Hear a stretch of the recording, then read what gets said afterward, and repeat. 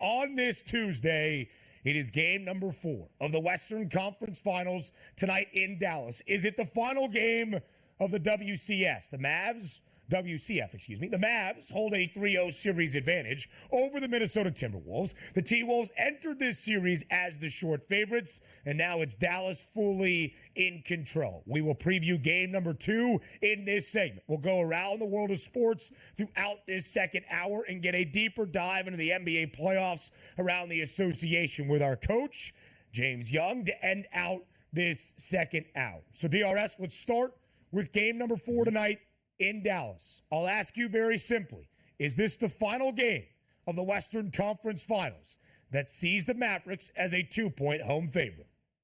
As a content person, I hope not, because it's fun talking about big basketball games on a night-to-night basis. We're already out of big basketball games in the Eastern Conference, and quite frankly, it felt like we never even got a big basketball game in the Eastern Conference playoffs here. Now we see the Boston Celtics advancing into the NBA Finals. But what has changed from games 1, 2, and 3? Most of these games have been close, but you're still giving the edge in the big moments here to the Dallas Mavericks and their superstar players. But also, I said this on Sunday, just around family, having a barbecue. Hey, Donnie, what do you think about that game tonight? The first thing I looked at was the spread. It was Dallas minus 1.5 against the Timberwolves. And I said to myself, boy, that is a lot of respect for the Minnesota Timberwolves to only be getting 1.5 points here on the home court of the Dallas Mavericks. And then seeing Luka Doncic come up with a questionable tag as if he might not play in that game. Hey, new series here. Didn't matter. 41 minutes, as I talked about Luka Doncic here, and away we go to game number 4. And then you see the spread now currently at the FanDuel Sportsbook at 2. Still a lot of respect for the Minnesota Timberwolves. But what is going to get me to get back to the Minnesota Timberwolves tonight? Hey, I was already been banking on Anthony Edwards having a really good series and a bounce back. Haven't really seen that all that much, even though we told him, stay off the three-point line, get to the rim, and he did that in their last game. But Karl-Anthony Towns is nowhere to be found. So who am I to come into this game and say, Minnesota should win this and extend it back? Because they haven't shown me anything, Ben, that they can do any of that. Listen, Anthony Edwards better in game 3, still not great. In game number 3, only 2 threes from the Ant-Man, but 11 of 24 from the field. He said prior to that third game, I'm attacking the rim. You guys have questioned my shot selection. You will see it pay off in game number 3. I'm calling my own number, and he did that to the tune of a team-high 26 points for Minnesota. But what really has altered all that much in any of these 3 games? Donnie is correct. Not much. Luka has been sensational, scoring 30-plus in all 3. Kyrie has scored 30 or more in 2 of the 3 games to this point. Luka Doncic had 32 points, 13 boards, and 10 dimes, and the game-winning step-back 3 over Rudy Gobert in game number 2. Historic playoff performances out of the Dallas Mavericks.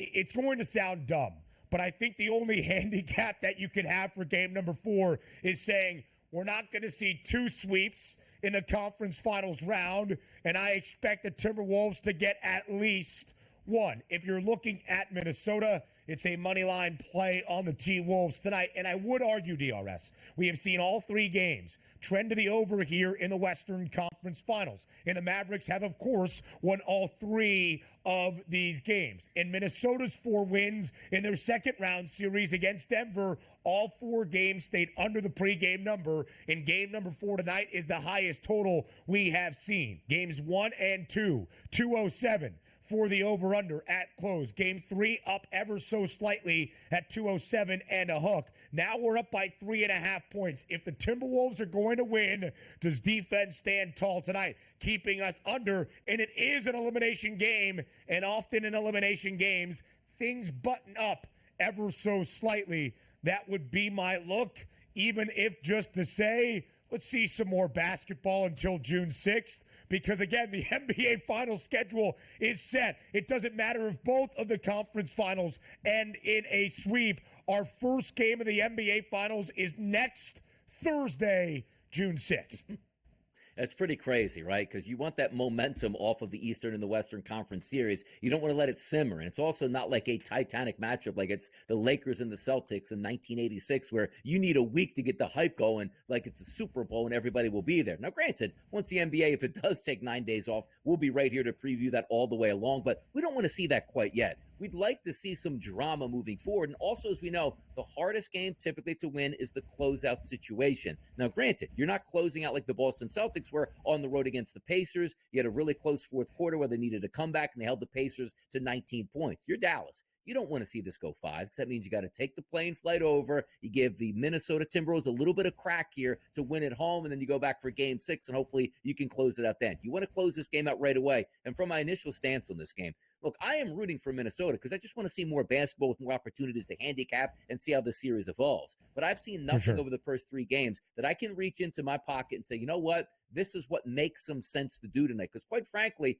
trusting Anthony Edwards, you should be able to do that on a night-to-night basis. We haven't been able to. Karl-Anthony Towns should at least play that Robin role like, hey, man, I'm open for threes. I'll make a couple. That's what I do. He's been ice cold. Is the only guy you can come into this game like, you know what? I trust Naz Reid's going to get in the double digits here, and that's the way you go. But if Naz Reid is your go-to guy in game number 4 in an elimination game, maybe you've already been eliminated in your mind at this point because you need the big efforts from your superstars. They just haven't been there for Minnesota. And it's a shame because they played so well up to this point just to not play so well in the first 3 games.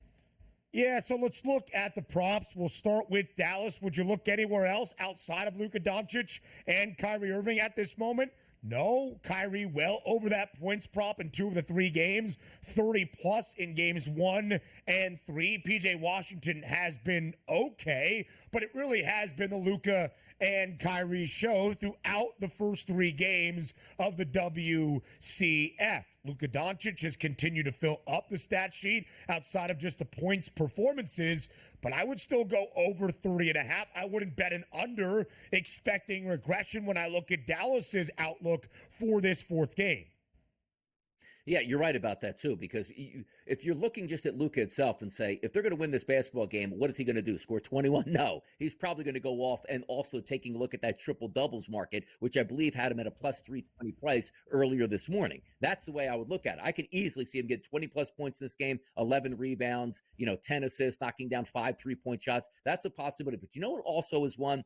And if you're still sitting back just waiting here and you're saying, Anthony Edwards, show me something. He was close last game, Ben. What do you have? 25-plus points, 9 assists, and 9 rebounds. His triple-double market, not like the guys we usually talk about, plus 320, plus 210 on, let's just say, some MVP guys, 27-1 for a triple-double. If you're Anthony Edwards tonight and you say, I'm leaving it all out there, let's see what happens tonight because he was close to a triple-double, and he's got a monster triple-double price at 27-1 tonight.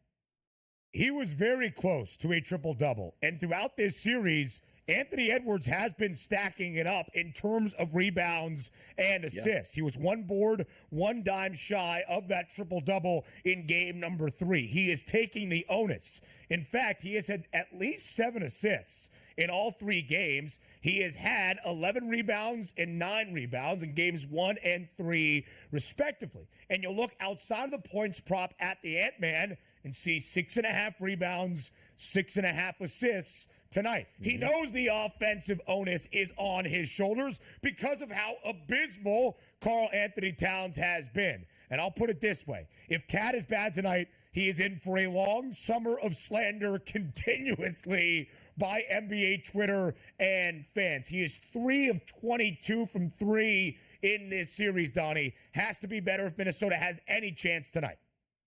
Correct. You can't just rest on your laurels and say, I just haven't played well. Let me just pass the basketball. If the 3 is there, you got to continue taking it because they're going to give it to you. But also, in the biggest moments, are we saying we can't hurt his feelings? Let's see if Naz Reid gets more ball tonight.